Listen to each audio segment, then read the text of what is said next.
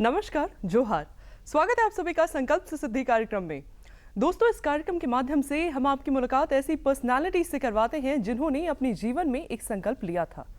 उस संकल्प को पूरा करने के लिए उनके अंदर एक जुनून आया और उन्होंने उस कार्य को सिद्ध किया। आज इसी क्रम में हमने अपने स्टूडियो में आमंत्रित किया है रागमी प्लानिंग एंड कंसल्टेंसी सर्विसेज के फाउंडर और डायरेक्टर आलोक कुमार जी को। तो आलोक जी, बहुत बहुत स्वागत है आपका हमारे स्टूडियो में। बहुत बहुत धन्यवाद आज मुझे यहाँ आमंत्रित करने के लिए। आलोक जी, सबसे पहले तो हम आपसे जानना चाहेंगे कि रागमी प्लानिंग एंड कंसल्टेंसी सर्विसेज का क्या कंसेप्ट है और कैसे ये लोगों को सर्व कर रहा है। देखिए, रागमी प्लानिंग एंड कंसल्टेंसी सर्विसेज का कॉन्सेप्ट एलिवेटर कंसल्टिंग के ऊपर में है और मैं IIM रांची का एल्यूमिनाई हूँ और मेरा 12-13 साल का एक्सपीरियंस है एलिवेटर इंडस्ट्री में काम करने का। और जब मैं एलिवेटर कंपनी में काम कर रहा था उसी समय मेरे को लगता था कि कुछ अपना काम शुरू करना चाहिए। बट जब आप अपना काम शुरू करना चाहिए सोचते हैं और उसको सपोर्ट करने के लिए कोई डेटा आपको सपोर्ट नहीं करता तो आपका वो प्लानिंग फेल हो जाता है। बट ड्यूरिंग मेरा टेन्योर जब मैं IIM रांची से MBA कर रहा था तो हमारे रिसर्च में एक सब्जेक्ट था और इंटेंशनली मैंने एलिवेटर और एस्केलेटर को ही इसमें चूज किया कि मुझे रिसर्च एलिवेटर और एस्केलेटर पे ही करना चाहिए। और मैंने तब रिसर्च के दौरान आई फाउंड कि एक मार्केट और में एक गैप है, इंडस्ट्री में एक गैप है, एलिवेटर कंपनी और कस्टमर के बीच का जो गैप है उसको हम लोग फिल कर सकते हैं। और जब हम उसको फिल करेंगे तो हमको लगता है कि एक स्टार्टअप मेरे लिए ये हो सकता है। और हमेशा जब आप कुछ नया करना चाहते हैं और आपको कोई डेटा उस चीज़ को आप सपोर्ट करता है कि हाँ ये मार्केट का रिक्वायरमेंट है, ये एक गैप है जहाँ कि आप कुछ काम कर सकते हैं। तो एज एन एक्सपर्ट और एलिवेटर कंपनी में मेरा जो एक्सपीरियंस था डिफरेंट डिपार्टमेंट में काम करने का, सेल्स में, इंस्टॉलेशन में, ऑपरेशन सर्विस में, तो उसका यूटिलाइजेशन करके और मैंने सोचा कि ये स्टार्टअप हम लोग को करना चाहिए और उसी के थ्रू या आपने अभी भी कहा कि आपने IIM से अपना MBA और रिसर्च कंप्लीट किया है एलिवेशन और इसमें एस्केलेटर्स में। तो लिफ्ट्स और एस्केलेटर्स में रिसर्च किया, MBA किया आपने IIM से। IIM जैसे एक प्रीमियर इंस्टीट्यूट से पढ़ाई करने के बाद आपको कब और क्यों ऐसा स्ट्राइक हुआ कि आपको अपना खुद का कुछ स्टार्टअप क्रिएट करना है, ना खास करके कॉर्पोरेट्स और मल्टीनेशनल्स के लिए काम करना है? देखिए, मैं तो एक मल्टीनेशनल्स में पहले काम कर ही रहा था। I have started my career कोने करके एक एलिवेटर कंपनी है, उससे GT ज्वाइन किया था मैंने और मेरा एक अच्छा एक्सपोजर रहा इंडस्ट्री का, लगभग 10-11 साल का डिफरेंट MNCs में ही काम करने का। अनडाउटली IIM से डिग्री के बाद आपको एक अच्छा एक्सपोजर मिलता है, आपको एक अच्छा ग्रोथ मिलता है कॉर्पोरेट में। But at the same time जब आप एक डिफरेंट थॉट प्रोसेस और एक डिफरेंट विजन के साथ कुछ सोचते हैं कि मुझे कुछ नया करना है और आपको नया करने के लिए आपका इंस्टीट्यूट आपको सपोर्ट करता है, जैसे वहाँ के फैकल्टी आपको सपोर्ट कर रहे हैं आपके थॉट प्रोसेस में आगे बढ़ने के लिए, वहाँ आप क्योंकि डिफरेंट पोर्टफोलियो और प्रोफाइल के लोग वहाँ पे थे, हमारे बैचमेट्स, वो आपको सपोर्ट कर रहे हैं कि एक अच्छा कुछ करना है तो उसको काम को आगे बढ़ाया जाए। तो हमको लगता है कि वो इसी वजह से मैं थोड़ा IIM ने सपोर्ट किया, IIM के फैकल्टी ने सपोर्ट किया और मुझे लगा कि शायद मैं अपना काम करके ज़्यादा ग्रोथ कर ले पाऊँगा। सोसाइटी में आपको कब ऐसा कुछ प्रॉब्लम दिखा और किस तरीके से दिखा कि आपको लगा कि हाँ ये एक गैप है जिसको फिल करने की ज़रूरत है? जैसा कि मैंने बताया कि वो डेटा ने मुझे सपोर्ट किया था और रिसर्च में मैंने पाया, जैसे मैं एक छोटा सा एग्जांपल आपको बताता हूँ। IIM से रिसर्च के दौरान जो डेटास निकले उससे आपको ये लगा? जी। तो उसमें मैंने एक छोटा सा एग्जांपल आपको बताता हूँ कि सपोज एक कस्टमर हैं जिनको कि लिफ्ट लगाना है, कब लगाना है, क्या स्पेसिफिकेशंस होना चाहिए, स्पीड क्या होना चाहिए, किस प्राइस में होना चाहिए वो एलिवेटर्स। एक प्रोजेक्ट मैनेजमेंट होता है जो बहुत क्रूशियल पार्ट है। Data says more than 80% of the projects are delay due to delay in execution of elevators only. और वी कैनॉट से कि एलिवेटर कंपनी के ने डिले किया या कस्टमर ने डिले किया। It's a miscommunication between both the parties. तो वो जो दोनों पार्टी के बीच का मिसकम्युनिकेशन था उसी को हम को लगा कि ये एक प्रॉब्लम स्टेटमेंट है जिसको कि हम अपने स्टार्टअप में इसको सॉल्व कर सकते हैं। कोरोना काल 2020 के दौरान आपको ऐसा महसूस हुआ कि आपका कस्टमर बेस काफ़ी स्ट्रॉन्ग हो चुका है, तो ये कैसे हो पाया और कब आपको ऐसा महसूस हुआ? देखिए, इस मार्केट में मैं 2009 से काम कर रहा हूँ। झारखंड और बिहार मार्केट में 2009 से मैं काम कर रहा हूँ। और मेरा ऐसा मानना है कि आपको जब एक इंक्वायरी आता है, कस्टमर आपके पास एक इंक्वायरी भेजते हैं कि मुझे एक लिफ्ट की ज़रूरत है, और उस लिफ्ट के इंक्वायरी पे जब आप काम करना शुरू करते हैं तो उसी दिन से आपका रिस्पांस काउंट होना शुरू हो जाता है। आपके कस्टमर्स आपका रिस्पांस काउंट करते हैं। और जो मैंने सर्व किया अपने कस्टमर्स को during my tenure with MNCs, कि को मेरे पास जो अगर कुछ एक इंक्वायरी आ रहा है उस पर भी मैं काम कर रहा हूँ।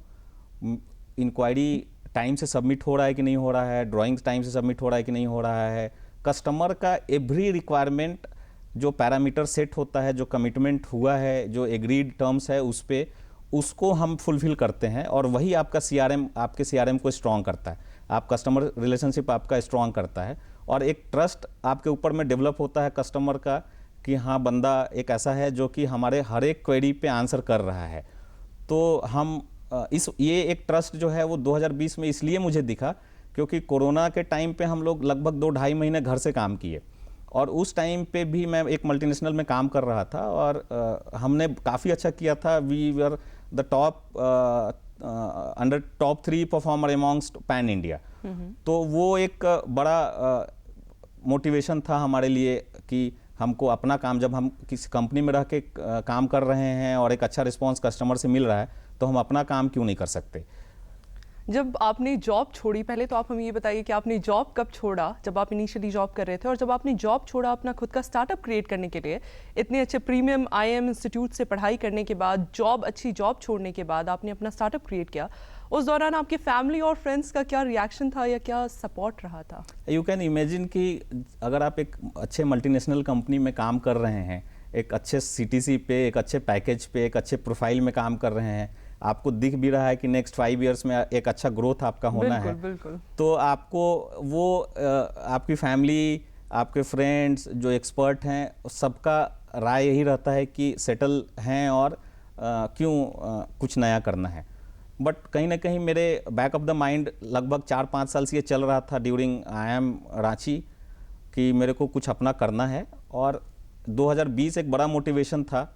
और मैंने सोचा, फैमिली से काफ़ी था कि नहीं भाई, नौकरी क्यों छोड़ना है, but at the same time family से ये भी था कि you are well mature to take the decisions.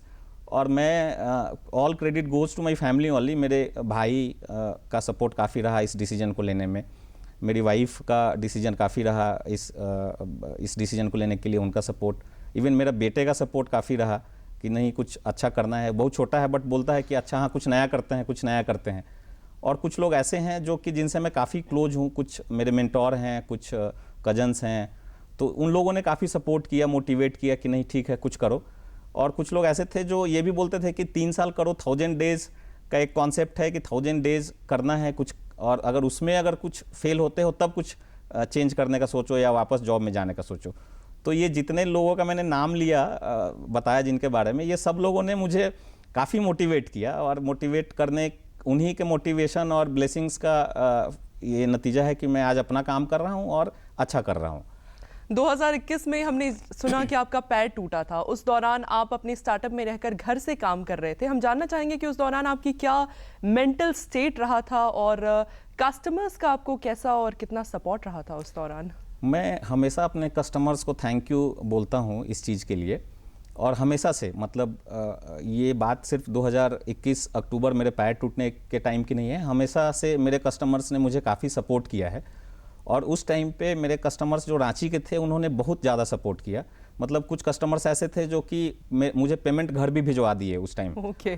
तो ये मेरे लिए एक बड़ा अचीवमेंट ही जैसा था कि मैंने जो ट्रस्ट मार्केट में अपने लिए डेवलप किया है, और कस्टमर्स का जो ट्रस्ट मेरे ऊपर में है, उसका रिजल्ट आना शुरू हुआ। और जो क्राइसिस का टाइम था 2021 अक्टूबर, जब मेरा पैर टूटा, मैं घर से काम कर रहा था लगभग 2.5 महीने, तो उस टाइम पे मुझे लगा कि शायद मैंने कुछ अच्छा किया हुआ है, और कस्टमर्स का काफ़ी सपोर्ट और ब्लेसिंग्स मुझे मिला। 2021 में लगभग आपको कोरोना भी हुआ था।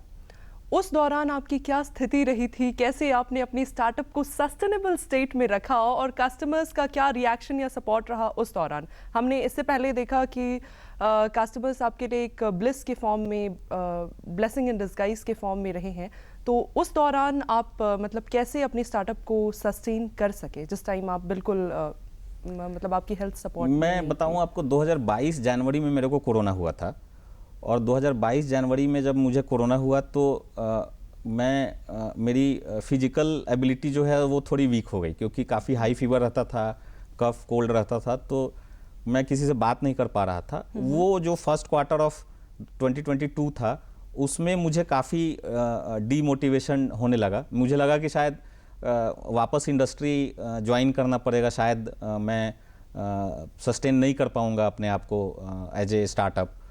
बट समहाउ मेरा CRM बहुत स्ट्रांग था, मुझे चाहने वाले लोग जो हैं वो काफ़ी थे इंडस्ट्री में। कुछ मेरे पुराने बॉसेस थे, मेरे कुछ मेंटोर थे जिन्होंने मुझे काफ़ी सपोर्ट किया। उन्होंने मुझे मेंटल सपोर्ट काफ़ी दिया कि नहीं, कोई बात नहीं है, फर्स्ट क्वार्टर नहीं हुआ तो कोई दिक्कत नहीं है, बट आगे और अच्छा होगा, और एकदम वर्स्ट सिचुएशन होगा तब भी हम लोग तुम्हारे साथ खड़े हैं, तुमको अच्छा कुछ करना है। आपके ये ब्रांचेस फिलहाल में फॉर ऑपरेशंस किस किस स्टेट में या कहाँ कहाँ पे फैले हुए हैं, और इसके आगे के आपके कुछ एक्सपेंशन प्लान्स भी हैं स्टार्टअप को लेकर? अभी करेंटली मैं रांची से ऑपरेट कर रहा हूँ, और रांची में मेरा एक ऑफिस है जिसको कि मैंने हेड ऑफिस बनाया हुआ है। रांची से जब मैंने स्टार्ट किया तो रांची के बाद फिर मैं बिहार पहुँचा, बिहार से फिर तब मैं उड़ीसा गया, और उड़ीसा के बाद अभी इसी मंथ से मैंने अभी स्टार्ट किया है वाराणसी और हैदराबाद में।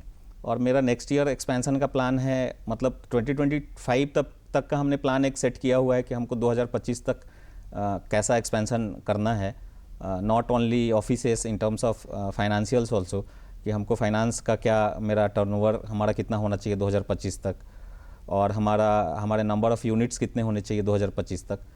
तो ये हमने 2025 तक का एक प्लान लिया हुआ है, जिसमें हमको ऑलमोस्ट सारे स्टेट्स कवर करने हैं नॉर्थ ईस्ट के।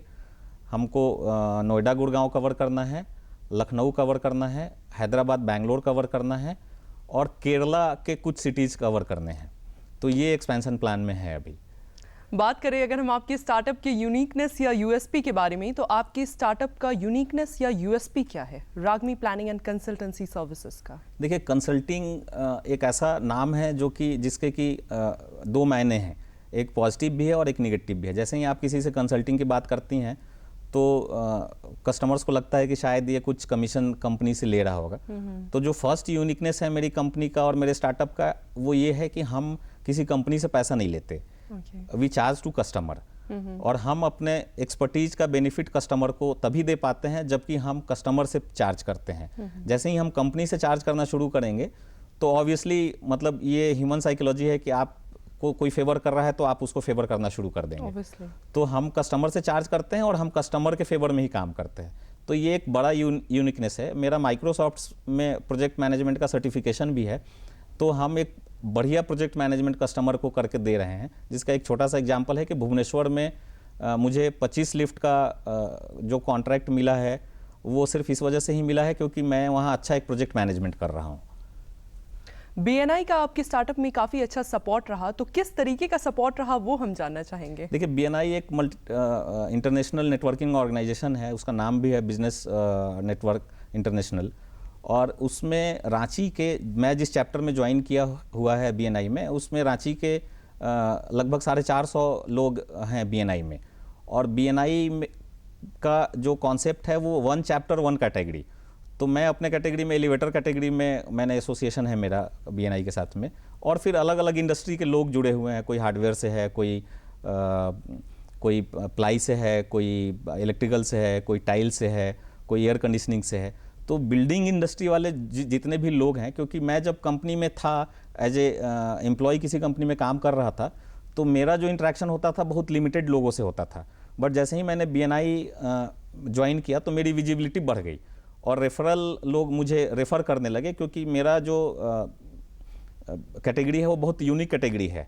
तो वो क्लैश नहीं है किसी दूसरे बिजनेसमैन के साथ में यहाँ झारखंड में। तो लोग मुझे रेफ़र करने लगे और BNI के थ्रू ही मुझे भुवनेश्वर में भी काम मिला है और BNI के थ्रू मुझे हैदराबाद में भी काम मिला है। बहुत खूबसूरत। आलोक जी, हम ये जानना चाहेंगे कि फिलहाल में डायरेक्टली या इनडायरेक्टली आपके साथ कितने लोग जुड़े हुए हैं स्टार्टअप में जो आपकी स्टार्टअप को ग्रो कराने में हेल्प कर रहे हैं? देखिए, अभी 16 लोग जुड़े हुए हैं, जिसमें से 6 लोग जो हैं वो हमारे ऑन रोल पे हैं, हमारे सैलरीड एम्प्लॉय हैं। बाकी कुछ लोग फ्रीलांसिंग कर रहे हैं हमारे लिए, कुछ आईटी का सॉल्यूशन प्रोवाइड कर रहे हैं, वो भी पार्ट टाइम और फ्रीलांसिंग कर रहे हैं। मेरे इस स्टार्टअप का जो बेस्ट पार्ट है वो ये है कि हम कुछ स्टूडेंट्स को भी हमने काम दिया हुआ है, जो कि अभी पढ़ाई कर रहे हैं। जैसे सेंट जेवियर कॉलेज के 2 स्टूडेंट्स हैं जो कि हमारे साथ एसोसिएटेड हैं, और वो उसमें से एक स्टूडेंट ऐसा है जो कि उसको हम ये लिबर्टी हमने दिया हुआ है कि वो पढ़ाई के बाद काम करता है। तो वो क्लासेस अपना अटेंड करता है कॉलेज का, फिर हमारे ऑफिस आता है, 4-5 घंटे हमारे साथ काम करता है, और हमारे इंटरनेट का यूज करके पढ़ाई भी करता है अपना, जब काम नहीं होता तब भी पढ़ाई करता है। और एक फीमेल कैंडिडेट हैं जो जिनके साथ हम काम कर रहे हैं। हाँ, वो भी सेंट जेवियर्स की हैं, वो बीकॉम कर रही हैं। वो भी घर से हमारा डेटा मैनेजमेंट का काम, दोनों स्टूडेंट्स बीकॉम कर रहे हैं सेंट जेवियर्स कॉलेज से। और एक स्टूडेंट है जो कि किट से एमबीए कर रहा है, वो भुवनेश्वर में हमको सपोर्ट कर रहा है। वो हमको हमारा कंटेंट राइटिंग में और बाकी कुछ लिटरेचर बनाना है या कुछ मेल्स का रिप्लाई करना है, तो वो सब में हमको सपोर्ट करते हैं। तो यानी कॉलेज गोइंग स्टूडेंट्स के लिए भी अच्छा खासा स्कोप आपकी स्टार्टअप में है, जो आपके स्टार्टअप को ज्वाइन कर सकते हैं और आपको हेल्प कर सकते हैं। जी जरूर जरूर, अपने पढ़ाई के साथ साथ। जी बिल्कुल बिल्कुल बिल्कुल। बात करें अगर हम स्टार्टअप इकोसिस्टम की, तो स्टार्टअप इकोसिस्टम को आप कैसे देखते हैं, उसके बारे में आप हमें कुछ बताइए। देखिए, स्टार्टअप एक वैसा वर्ड हो गया है आज के डेट में, क्योंकि लोगों को लगता है कि हम एक स्टार्टअप स्टार्ट कर दिए, बट मेरा ऐसा मानना है कि अगर आप स्टार्टअप कुछ करना चाह रहे हैं तो एक इकोसिस्टम वैसा आपको मिले, और ख़ास करके जिस स्टेट में आप हैं उस स्टेट गवर्नमेंट की कुछ रिस्पॉन्सिबिलिटीज़ है स्टार्टअप के लिए। स्टेट गवर्नमेंट ने पॉलिसीज़ ऑलरेडी बनाए हुए हैं स्टार्टअप्स के लिए, बट कई बार ऐसा होता है कि आप स्टार्टअप को सपोर्ट करने के लिए, क्योंकि सिर्फ फाइनेंशियली अगर आप किसी स्टार्टअप को सपोर्ट कर रहे हैं उससे स्टार्टअप आगे बढ़ नहीं पाएगा, क्योंकि स्टार्टअप को काम भी चाहिए। अगर हम एक सब्सिडी या कोई स्कीम ऐसा लेके आके और फाइनेंशियल सपोर्ट कर दे स्टार्टअप को और उनको काम ही नहीं मिले, तो मुझे लगता है कि वैसा एक इकोसिस्टम जनरेट होना चाहिए स्टेट गवर्नमेंट के द्वारा या सेंट्रल गवर्नमेंट के द्वारा, जो कि किसी टेंडर को भी अगर सपोज एक छोटा सा टेंडर है, मैं अपना ही एग्जांपल लेता हूँ, कोई एक टेंडर है जिसमें अब कोई स्टार्टअप है, उसका क्रेडेंशियल नहीं होगा, तो क्रेडेंशियल नहीं है तो वो कैसे किसी टेंडर को पार्टिसिपेट कर पाएगा। मतलब गवर्नमेंट टेंडर में स्टार्टअप्स को भी एकोमोडेट करने का प्रावधान होना चाहिए। बिल्कुल होना चाहिए, और वो इसलिए होना चाहिए क्योंकि गवर्नमेंट चाहती है अगर स्टार्टअप को ग्रो कराना, तो एक वैसा पॉलिसी और ऐड करना होगा अपने जो एग्जिस्टिंग पॉलिसी है उसमें, कि कुछ लिमिटेशंस के साथ कुछ फाइनेंशियल क्राइटेरिया बना के और उनको छोटा छोटा काम देना चाहिए। जैसे 10% या कुछ परसेंट भी 10%, 5% के लिए होनी चाहिए। सपोज 100 रुपए का काम है तो उसमें 10 रुपए का काम किसी स्टार्टअप के लिए भी होना चाहिए। वो कुछ सरकार की बहुत सारी योजनाएं हैं, क्या इनमें से किसी योजना का आपको अभी तक लाभ मिल पाया है? अनफॉर्चुनेटली मैंने अप्लाई नहीं किया है। मैं सरकार को तो दोष नहीं दूंगा, मैंने अभी कहीं किसी योजना के लिए अप्लाई नहीं किया है, बट मेरा प्लान है कि मैं जून के बाद थोड़ा रिसर्च करके, और क्योंकि मैं चाहता हूं कि योजना का लाभ लूं और अच्छे से लाभ लूं, क्योंकि कहीं अप्लाई करूं तो वो रिजेक्शन पे नहीं आए। CRC, connect, retain and convert, इस प्रिंसिपल का क्या महत्व आप देखते हैं किसी स्टार्टअप में, और आपने अपनी स्टार्टअप में इस प्रिंसिपल को खूब अप्लाई किया है, तो कैसे आपने कनेक्ट, रिटेन एंड कन्वर्ट का इस्तेमाल अपनी स्टार्टअप में किया है, इसके बारे में आप हमें कुछ बताइए। कनेक्ट, रिटेन एंड कन्वर्ट एक प्रिंसिपल हमारे मैनेजमेंट कंसल्टिंग के फैकल्टी थे, मिस्टर यतिन सुमन, उन्होंने पढ़ाया था, और हालांकि मैं इस कॉन्सेप्ट को फॉलो पहले से कर रहा हूं, क्योंकि मेरा PR बहुत स्ट्रांग है, मेरा जो पब्लिक रिलेशन है, पर्सनल रिलेशन है, वो बहुत स्ट्रांग है, और मैं रिटेन में मेरा हमेशा बिलीव रहता है। और मैं मेरे स्टार्टअप में जो सबसे मेन कॉन्सेप्ट और प्रिंसिपल का एड ऑन है, वो इसी प्रिंसिपल का एड ऑन है, क्योंकि मैंने अपने जितने भी लोगों से मैं जुड़ा हुआ हूँ, मैं किसी से मिलता हूँ या किसी जो कोई मेरे कस्टमर्स हैं, हम लोग अपने पर्सनल लाइफ में या प्रोफेशनल लाइफ में क्या करते हैं कि हमारा काम ख़त्म जैसे ही हो जाता है, हम सामने जिससे काम हमारा ख़त्म होता है उसको हम भूल जाते हैं, और हम कभी उसको दोबारा कनेक्ट करने का कोशिश भी नहीं करते, वो रिटेन नहीं हम करते। मतलब ऐसे देखेंगे कि सपोज आज हम और आप हम बैठे हुए हैं यहाँ पे, हम आपसे मिले और हमारा इंटरव्यू ख़त्म हुआ और हम फिर चले गए। बट कहीं ना कहीं हम अगर इस कनेक्ट को रिटेन करेंगे तो हो सकता है कि हम लोग एक दूसरे के लिए बेनिफिशियल हों। एग्जैक्टली। और वो सेम चीज़ अप्लीकेबल है कस्टमर्स के साथ में भी, आपके पर्सनल रिलेशनशिप में भी और प्रोफेशनल रिलेशनशिप में भी। तो ये एक बहुत इंपॉर्टेंट पैरामीटर है, कनेक्ट, रिटेन और convert, everybody should follow this. Customer relationship की अभी आपने बात की, तो कस्टमर रिलेशनशिप किसी भी स्टार्टअप में क्या रोल प्ले करता है और आपने कस्टमर रिलेशनशिप को कैसे अच्छे से डेवलप करा है, इसके बारे में आप हमें बताइए। देखिए, कस्टमर रिलेशनशिप एक दिन की बात होती नहीं है, और कस्टमर्स रिलेशनशिप तभी डेवलप होता है जब आपके ऊपर में कस्टमर का ट्रस्ट आता है। और ट्रस्ट तभी आता है जब आप कस्टमर को की जो उनके दिक्कतें हैं उनका कुछ सॉल्यूशन प्रोवाइड करते हैं, टाइमली प्रोवाइड करते हैं। ये भी एक इम्पॉर्टेंट पैरामीटर है कि आप कुछ सॉल्यूशन प्रोवाइड कर रहे हैं और उनको टाइम से प्रोवाइड कर रहे हैं।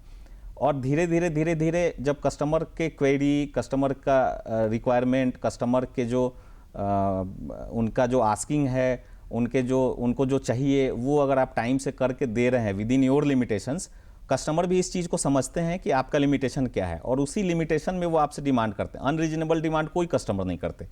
तो आप जब उनको रिस्पॉन्स, एक अच्छा रिस्पॉन्स करते हैं, प्रॉम्प्ट रिस्पॉन्स करते हैं, टाइम से रिस्पॉन्स करते हैं, आपका प्रोएक्टिव रिस्पॉन्स रहता है, तो वो एक रिलेशनशिप डेवलप होता है और तभी आप कस्टमर रिलेशनशिप की बात करते हैं। प्रोएक्टिव रिस्पॉन्स की आपने बात करी, तो प्रोएक्टिव कम्युनिकेशन किसी स्टार्टअप में क्या महत्व रखता है और आप प्रोएक्टिव कम्युनिकेशन को कितना तवज्जो देते हैं? देखिए, प्रोएक्टिव कम्युनिकेशन का मीनिंग है कि मैं एक एग्जांपल के साथ आपको समझाता हूँ। सपोज कोई कस्टमर मेरे को बोले कि आप कल 11 बजे मीटिंग में आ जाइए। आपकी मीटिंग एक 10 बजे की ऑलरेडी शेड्यूल्ड है। किसी कारण से हो सकता है कि आपको जिन्होंने टाइम दिया था 10 बजे का, वो आपको उन्होंने 10 बजे आपको बुलाया बट वो आपसे 10:30 बजे मिल रहे हैं। तो स्वाभाविक है कि आपका टाइम शिफ्ट हो जाएगा, वो 10 बजे के बजाय 11 बजे शिफ्ट हो जाएगा। तो जैसे ही आप अगर किसी कस्टमर के पास डिले हो रहे हैं और प्रोएक्टिवली अगर आप कम्युनिकेट कर दे रहे हैं कस्टमर को, तो कस्टमर आपकी बात को समझते हैं। तो मेरा ये कहना है कि कस्टमर आपके पास आके पूछें कि आप आए नहीं 11 बजे, उसके पहले आप कस्टमर को कम्युनिकेट करें कि हम सर किसी कारण से नहीं पहुंच पा रहे हैं, हमको 11 बजे की जगह 11:30 बजे हो जाएगा, काइंडली कंसीडर। कस्टमर क्या चाहता है उसको सेटिस्फाई करने के लिए आप इसको कैसे समझ पाते हैं? देखिए, सबसे पहले तो कस्टमर के रिक्वायरमेंट को समझना होगा। एक गैप है इंडस्ट्री में या सेल्स में, अगर देखेंगे कि हम जाते हैं कस्टमर के पास और कस्टमर के नीड्स को समझते नहीं है, कस्टमर के रिक्वायरमेंट को समझते नहीं अच्छे से। तो मेरा ऐसा मानना है कि अगर आपका 1 घंटे का कन्वर्सेशन है तो एटलीस्ट इनिशियल 10-15 मिनट, 20 मिनट आपको कस्टमर की बात को समझनी चाहिए। उनके रिक्वायरमेंट्स क्या हैं, उनकी बेसिक नीड्स क्या है, वो क्या चाहते हैं, और तभी आप एक बढ़िया सॉल्यूशन कस्टमर को दे पाएंगे। तो customer understanding, requirement of customer, वो समझना बहुत ही इंपॉर्टेंट है कि कोई भी सॉल्यूशन आपको प्रोवाइड करने के लिए। लोगों के बीच अपने स्टार्टअप को लेकर एक ट्रस्ट डेवलप कराना काफ़ी इंपॉर्टेंट होता है कि हाँ, इस चीज़ की ज़रूरत है और इस चीज़ को एक्सेप्टेंस चाहिए लोगों के थ्रू। तो आपने अपने स्टार्टअप को लेकर लोगों के बीच एक ट्रस्ट कैसे डेवलप किया, इसके बारे में हमें कुछ बताइए। जैसा कि मैंने बताया कि आप कस्टमर का ट्रस्ट तभी गेन करते हैं जबकि कस्टमर के साथ में आपका रिलेशनशिप एक ठीक आने लगता है, और वो तब आता है जबकि आप कस्टमर को बढ़िया रिस्पॉन्स करते हैं, उनके क्वेरी को अच्छे से आंसर करते हैं, उनको एक अच्छा सॉल्यूशन प्रोवाइड करते हैं। तो वो ट्रस्ट आपके ऊपर में तभी आता है और तभी आपका वो कस्टमर रिलेशनशिप डेवलप होता है। अक्सर हम देखते हैं कि लोग अपने स्टार्टअप को शुरू करने से पहले एक बिना निश्चित किसी एक्सपीरियंस के किसी स्टार्टअप या बिजनेस को खड़ा कर देते हैं, फिर धीरे धीरे वो धीमा हो जाता है, धीरे धीरे वो क्लोज हो जाता है। तो हम आपसे जानना चाहेंगे कि अपने स्टार्टअप को खड़ा करने के पीछे क्या आपका कोई निश्चित एक्सपीरियंस या नॉलेज रहा था, इसके बारे में आप हमें बताइए। देखिए, स्टार्टअप जो है वो उसमें ना मुझे लगता है कि एक बढ़िया रिसर्च करने की ज़रूरत है। आप किसी भी प्रोडक्ट या सर्विसेज को जब लेके मार्केट में आते हैं तो उसके पहले एक रिसर्च की ज़रूरत होती है। रिसर्च करना चाहिए, एक डेटा होना चाहिए, आपका एक एक्सपीरियंस होना चाहिए जिस प्रोडक्ट और सर्विसेज को आप लेके आते हैं, और तभी आपका वो स्टार्टअप सक्सेसफुल होता है। और ऑब्वियसली फाइनेंस तो एक इम्पॉर्टेंट रोल प्ले करता ही है कि आपका फाइनेंशियल बैकअप कैसा है, क्योंकि कोई भी काम करने के लिए पैसे की ज़रूरत होती है। फिलहाल आप कितनी लिफ्ट्स और एलिवेटर्स और इस पे कंसल्टेंसी का काम कर रहे हैं, कितनी जगहों पे, और क्या इसकी दायरे हैं? मैं अभी बिहार, झारखंड, उड़ीसा जो काम कर रहा हूँ उसमें अप्रॉक्सीमेट 450 लिफ्ट्स हैं, 450 प्लस लिफ्ट्स पे मैं काम कर रहा हूँ एज ए लिफ्ट कंसल्टेंट। और ये बिहार, झारखंड और उड़ीसा के डिफरेंट सिटी में है। जैसे रांची काम कर रहा हूँ मैं, हजारीबाग, धनबाद, जमशेदपुर, उसके बाद बिहार में पटना। टोटल कितने लिफ्ट्स पे अभी आप काम कर रहे हैं? 450 प्लस लिफ्ट्स पे। हाँ। आपके साथ जितने भी लोग डायरेक्टली या इनडायरेक्टली जुड़े हैं, उनके साथ आपका रेवेन्यू शेयरिंग मॉड्यूल क्या है? आपके क्लाइंट्स, आपके एम्प्लॉयज़ है, कोई भी ऐसा पर्सन जो आपके साथ जुड़ा हुआ है? जो हमारे एम्प्लॉयज़ हैं, जो हमारे डायरेक्ट पेरोल पे हैं, उनकी सैलरी फिक्स्ड है, उनको सैलरी हम देते हैं। कुछ जो फ्रीलांसिंग कर रहे हैं उनको फ्रीलांसिंग भी हम लोग का जो पेमेंट है उनके साथ जो एग्रीमेंट हमारा हुआ है उसके हिसाब से उनको पेमेंट कर रहे हैं। और कुछ ईयरली बेसिस पे भी है, जैसे आईटी का जो हमने काम दिया हुआ है वो ईयरली बेसिस पे है, तो वैसे ही हम उनसे शेयर करते हैं। पर्सनल रिलेशंस किसी स्टार्टअप को कितना हेल्प करते हैं? जैसे प्रोफेशनली तो आप काम कर ही रहे हैं, लेकिन पर्सनल रिलेशंस का भी एक अहम रोल होता है। तो क्या आपके स्टार्टअप में ऐसे किसी पर्सनल रिलेशन का कोई रोल रहा है जिसकी वजह से आपने उसे खड़ा करने में मदद पाई हो? देखिए, पर्सनल रिलेशनशिप का बहुत ही इंपॉर्टेंट रोल है, क्योंकि जब तक कि आपको पर्सनली कोई सपोर्ट नहीं करे, मोरली कोई सपोर्ट नहीं करे, तो आप किसी भी काम को नहीं कर पाएंगे। तो ये एक इम्पॉर्टेंट फैक्टर है और मेरे साथ भी वैसा ही हुआ है। कुछ लोग ऐसे थे जो कि पर्सनली उन्होंने काफ़ी सपोर्ट किया मुझे ये लास्ट 2 इयर्स की, नहीं स्टार्टअप कर रहे हो, करो, अच्छा है, और जो भी बैकअप चाहिए वो बैकअप हम लोग आपको देने के लिए तैयार हैं। कोई भी नया व्यक्ति अगर कोई नए आइडिया को लेकर कोई नया स्टार्टअप क्रिएट करना चाहता है तो उसके लिए आपके क्या संदेश रहेंगे? क्या डूज डोंट्स, क्या मतलब रहना चाहिए उसके लिए? क्या किन बातों का ध्यान देना चाहिए उसे? देखिए, सबसे पहले तो जैसा मैंने बताया कि एक रिसर्च इंपॉर्टेंट है, मार्केट का एक रिसर्च करना चाहिए कि आप जो प्रोडक्ट और सर्विसेज को लेकर मार्केट में आ रहे हैं वो उसका रिक्वायरमेंट है कि नहीं है, उसका आपके पास एक्सपर्टीज है कि नहीं है, उसके लिए एंड यूजर हैं कि नहीं अवेलेबल। और हमेशा इस चीज़ के लिए तैयार रहना चाहिए कि जैसा मेरे साथ इनिशियल डेज में हुआ था कि मुझे शटर खोल के और खुद से मैं झाड़ू और पोछा मैं खुद ही करता था, टेबल साफ खुद ही करता था, गेस्ट आते थे तो उनको पानी मैं खुद ही देता था। तो उसके लिए भी आपको मेंटली प्रिपेयर रहना चाहिए कि इनिशियल डेज में आप जितना कॉस्ट सेविंग कर सकते हैं वो भी आपको करना होगा। आलोक जी, आप और कोई संदेश देना चाहेंगे हमारे युवकों को अपनी स्टार्टअप्स को लेकर कि किन बातों का उन्हें ध्यान रखना चाहिए? मुझे लगता है कि मैं एक लाइन में अगर मुझे एक संदेश देना होगा तो मैं दूंगा कि आप अपने काम के प्रति ईमानदार रहें, और अगर आप अपने काम के प्रति ईमानदारी बरतेंगे तो आप एक ऊंचाई तक जरूर पहुंचने का आपको हक है। आलोक जी, आप हमारे कार्यक्रम में आए और आपने हमारे दर्शकों को इतनी विशेष जानकारियां दी, इसके लिए आपका बहुत बहुत धन्यवाद, आभार। अगले कार्यक्रम में आपसे फिर मुलाकात होगी किसी ऐसे ही नई व्यक्तित्व के साथ। तब तक के लिए हमें और हमारी पूरी टीम को दीजिए इजाजत। नमस्कार, जोहार।